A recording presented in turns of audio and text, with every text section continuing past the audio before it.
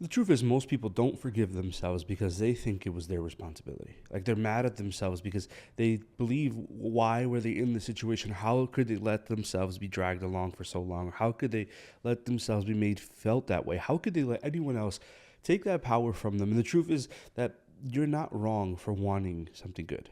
Like you're not wrong for wanting to be loved. You're not wrong for wanting to love. You're not wrong for envisioning something in the future. You're not wrong for just wanting the most basic thing that we all deserve, which is to be loved or to be cared for. And we become mad at ourselves because we see the red flags, we see the stumbling blocks, we see those things when we are away from those things. And even then, even though we see all those things, we still want them to be the person we envisioned. The reality is that they are not who we imagine them to be. They are who they're showing us they are. And even though we want them to fit into those things, it doesn't mean that this is who they actually are. And the reality for a lot of people is that forgiving ourselves is a mountain. Like there's so many factors to this. It's not just like emotional relationships or stuff like that. Because this is again, that's like the easiest one. I always say it's low bearing fruit. It's easy to pick at relationships because that's something that so many people struggle with. But even with like things that we've done in our lives, like things that we've errors that we've made, mistakes that we make, there are sometimes that we dwell so much in what we've done that we never leave it alone. Like we go back to the mistake that we've made and we try to repiece things, or we try to feel the shame of what it was like. And I need you to understand that you're not there anymore. That you deserve and are allowed to move and grow from something, and you should learn from it. I'm not saying disregard it and not care for it. I'm saying learn and realize that that thing happened. You might have made a mistake, but you're not your shame. You're not a byproduct of where you were. This is why sometimes we find it so much harder to forgive ourselves. Like it's easy for us to look at other people and understand their mistakes and their grief, and look at them as people and say it's okay, you're forgiven, I forgive you, or even understand that they deserve forgiveness. But when it comes to us, when it's us personally, we really struggle to forgive ourselves. And there's so many folds to that. We're going to dive deeper into that. But the reality is that for a lot of us, we understand that we should do better. Like we know that we're capable of being better. We're capable of more. So what happens is that when we make these mistakes, when we fall short, when we fail, we're harder on ourselves than we would be on anyone else. And I'm not saying to disregard that, to not care about you being better, to not care about you progressing, about you doing the things you need to do. I'm not saying don't do those things because they're important, they're true, they're good. But I am saying is that you deserve to give yourself the same grace that you'd give anyone else. You deserve to understand that you are human, and that comes with a lot of flaw. It comes with a lot of failure. And it's okay to make mistakes. What's not okay is to repeat them and go back and do it over. Because at that point, it's not a mistake, it's a decision, right? You're choosing to make the same thing over and over and over again, and you need to grow from those things. But it's easier for us to forgive other people because we expect them to mess up. Like we expect people to be human.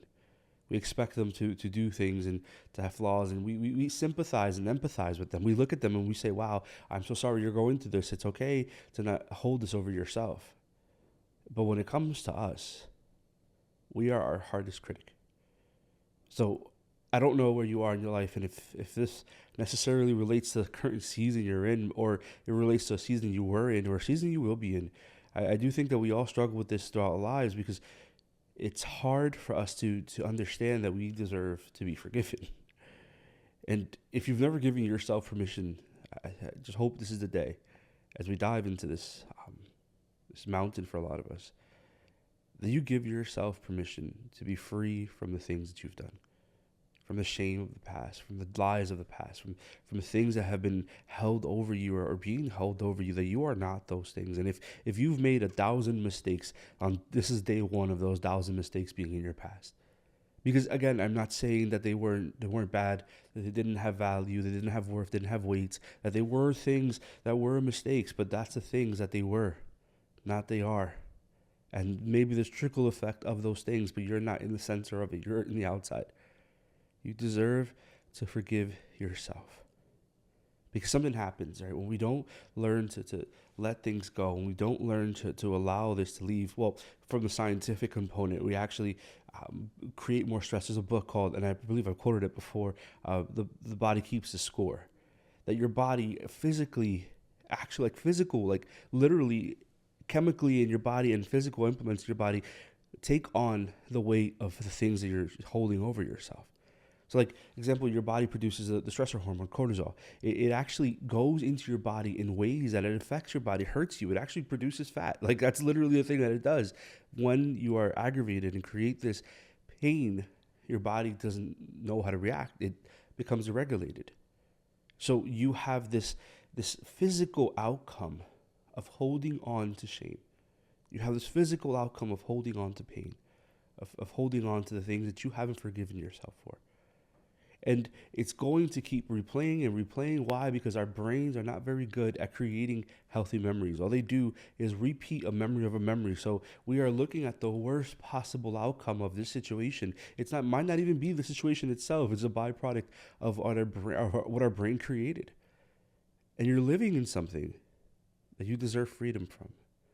And we're going to talk about that, right? A little deeper, how to actually gain freedom from these things and how to, and to be honest, about spoiler alert, most of this, if not all of this, comes from what you repeat and what you believe, what you're willing to say about yourself, opposed to what you have been told to believe about yourself.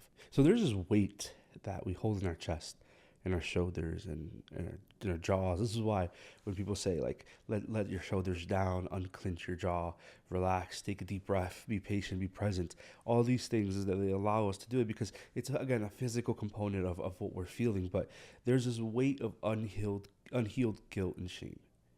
Like there's something that hovers over us and that we carry into every relationship, every career, every path that we go into, everything that we do on our own.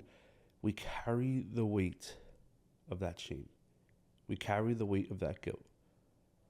And again, there is a healthy component to this of understanding where you failed, where you messed up, and understanding that you can heal and grow from that. But the healthiest thing that you'll ever do is define that you're not that. That you don't need to continue to carry things into the next seasons of your life that weren't meant to be there. There's this like analogy almost where a man is leaving and he's leaving his house, and every time he leaves, he comes back, and he leaves, he comes back, and he leaves. But every time he's taking something more into his travel case, his suitcase. It's not a rolling bag because it's making it a lot easier. It's just a carry on. And he's going and he's coming back, and every time it gets heavier and heavier and heavier. Why? Because he keeps going back to a place where he was not supposed to be in, a place where he was already freed from. For a lot of us, we do that. We go back to the shame. We go back to the moment. We go back to the memory. We go back to the person. And again, these aren't even valid memories. Like they're things of our brain's construction, either to protect us or to keep us away. Our brains aren't very good at remembering things. So it just makes it worse. And every time we go back to this thing, we carry more of that thing with us into this next place. We don't leave the things that were meant to stay there. We bring them into this next stage. So the shame, the guilt, the heaviness of this thing, it never leaves you because you're continuing to bring it into new places. And you refuse to unpack that thing and let it go.